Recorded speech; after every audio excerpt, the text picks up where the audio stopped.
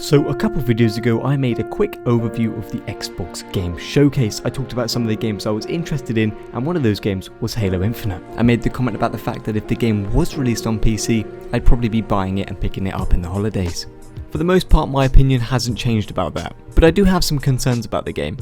This seems to be quite a big thing at the moment, and there's a little tear between players. I've got to say the memes being made out of this is great, and please, whoever's making them, don't stop. The problem I'm on about is the graphics and how many people feel it's a downgrade, and in fact the game looks worse than Halo from 2015. Now, I was under the impression that the game was going for a more stylized look, but even so, some of the models in the game just look ugly. I personally don't think it looks worse than Halo 5, but for a new console I would expect a greater improvement than what we got. But for me, the game looks fine, and I don't think this would be a reason for me not to buy it. However, in the last video I mentioned the annoying pop-in, and it seems to be I'm not the only one that found this. There's a couple times where there were some serious pop-in issues from buildings, mountains and grass, and it was quite noticeable. There was also a weird kind of fog in, and it was all kind of washed out. It didn't look very nice. And for a new system with the new SSD render speeds, you'd think this kind of issue would have been sorted. Microsoft later did come out to say that this was an older build of the game and it was also running on a PC. Now, for a game coming out in December, I would want to see a newer build. I'd also like to see how the game runs on the new console. I don't know if this was just an excuse, but either way it was kind of odd, especially when you're trying to sell your new hardware. You can see why some people are a little on the edge about the new console. Now honestly, small pop-in issues and I guess visual issues probably isn't going to be a deal breaker, but for some players it really could be.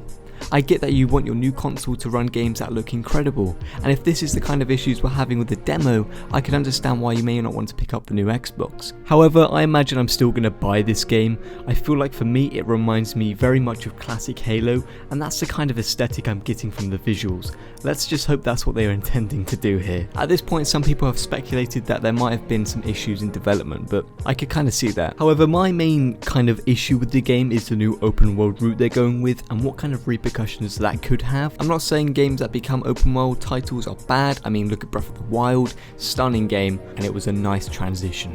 My main issue is the kind of Destiny vibes I'm getting from Halo Infinite. The plan is to keep this game going. There won't be a new Halo game for a good while, I'd say. And instead, the game's just going to be consistently updated with new content for at least a couple years or so. So that's going to be fun. Personally, I just want a solid Halo game with a good story and characters. And if they keep adding to it, I'm scared it could get tainted. And we all know how much Destiny's expansions are. It's also weird to do this with a game like Halo. It's not even an MMO, it's a single player experience. And from the sound of it, the campaign seems to be a lot longer than 4 on 5 anyway. So why not just add some DLC and move on to the next project? Hopefully with this being explained better, it may seem more appealing, but right now it's not great. My main issue is I don't want Halo to lose its personality. And I think that's what's happening here. And the irony here is they're trying to make it a more classic Halo experience.